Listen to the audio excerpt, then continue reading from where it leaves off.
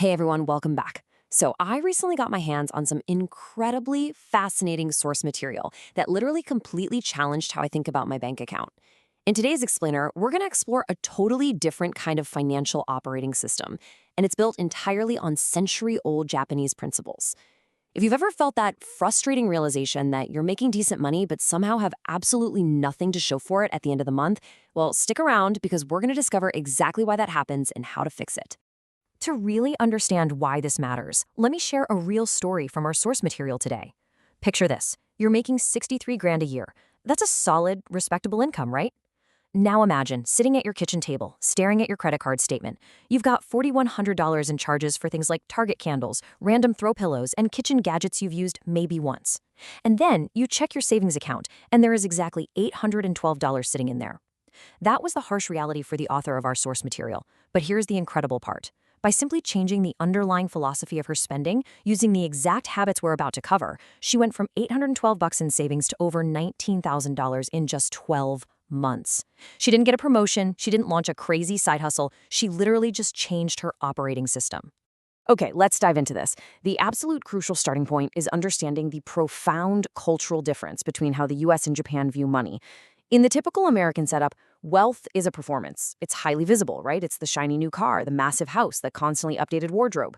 But in the Japanese operating system, true wealth is hidden. In fact, it's considered kind of tasteless to flash it around.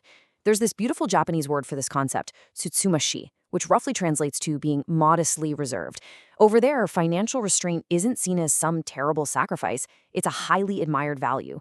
The quieter you live, the more respect you earn. And today, we're going to learn exactly how to build that kind of quiet wealth for ourselves. So that brings us right into phase one, creating friction. Now, think about your phone for a second.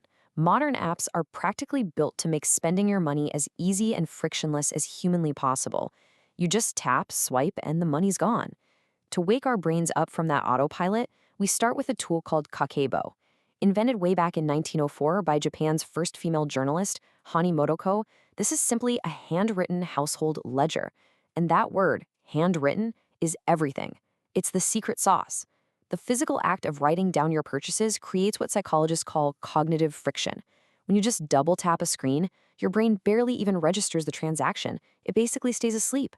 But when you are forced to grab a pen and physically write down that you just spent $42 on food delivery, your hand is forcing your brain to consciously process that choice.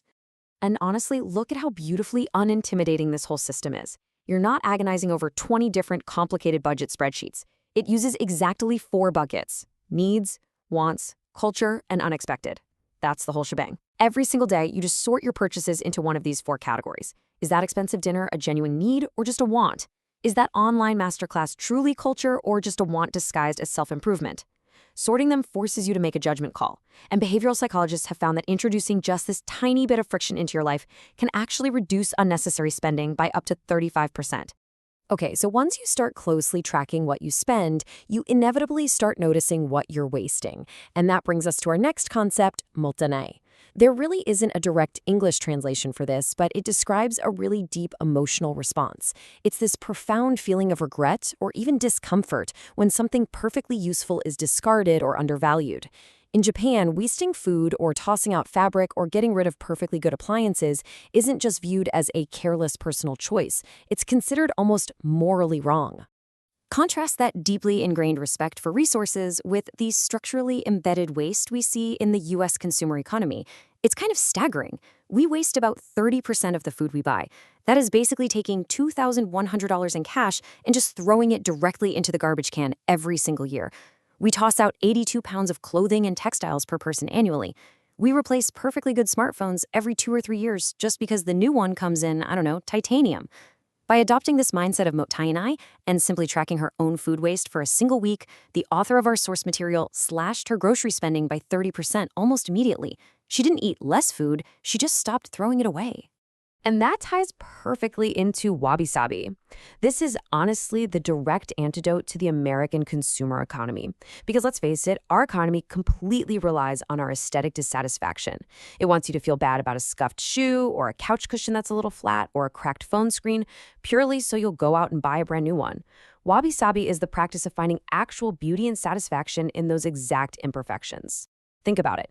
If you can truly appreciate what you already own, scuffs and all, you instantly neutralize that burning urge to constantly replace things that still work perfectly fine. All right, once we've successfully woken our brains up with that friction, we enter phase two, building margin. This phase shifts us from simply being aware to creating strict boundaries and automating our progress. Our very first boundary is harahachibu. Now, traditionally, this is an Okinawan health principle that says you should stop eating when you feel about 80% full. But this brilliantly illustrates a much larger philosophy of enough. When you apply it to your financial life, it means you deliberately leave 20% of your budget, your schedule, and honestly, even your closet totally untouched. You intentionally decide not to fill your life right up to 100% capacity. Let's actually look at how this math plays out, because it's pretty mind-blowing. This 80-20 split is incredibly powerful. As of early 2026, the U.S. personal savings rate was hovering around a pretty dismal 4%. But operating on the hara-hachi-bu principle creates a massive 20% margin.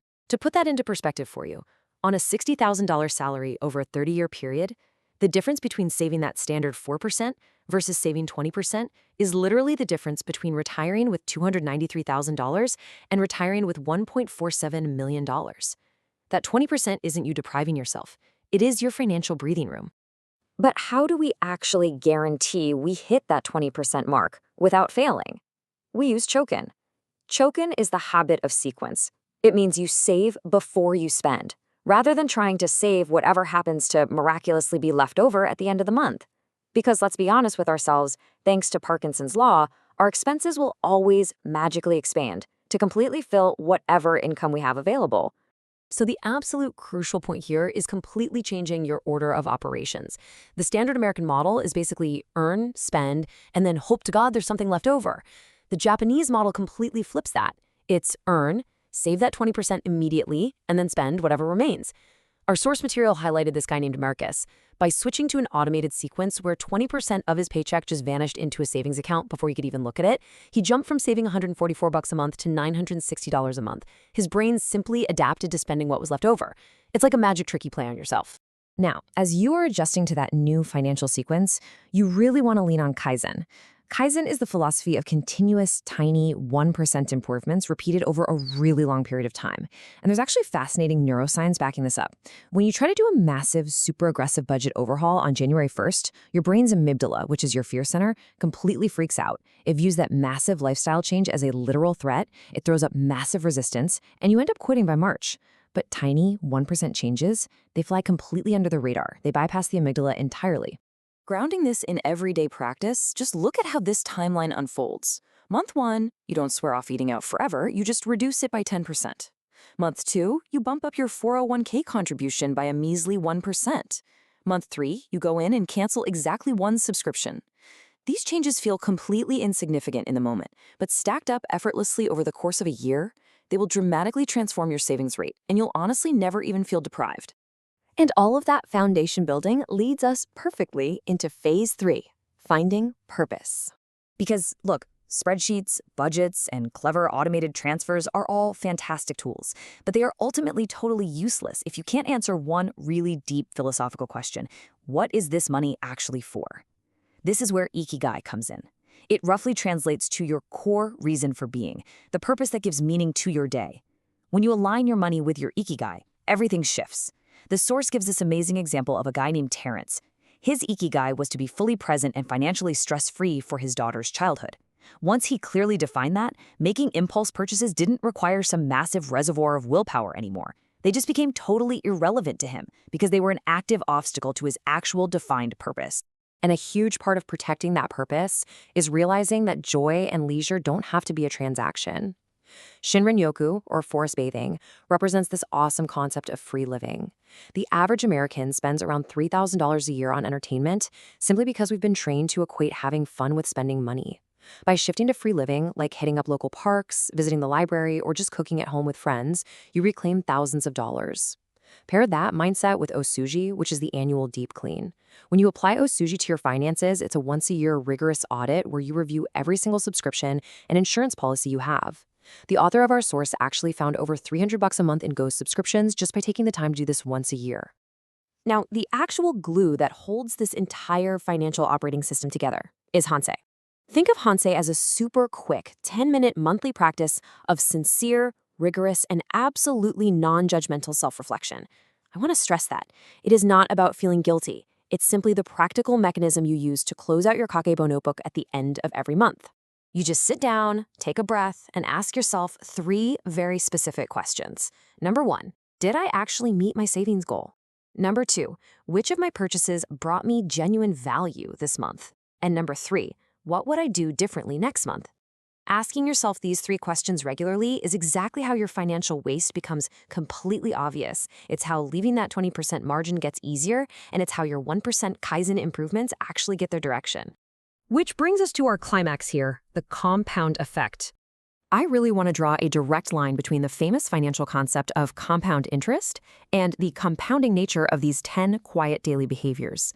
I mean, sure, buying a $3 notebook and choosing to find beauty in a scratched coffee table might not sound like aggressive Wall Street wealth-building strategies on their own, but practiced day after day, they produce something truly incredible.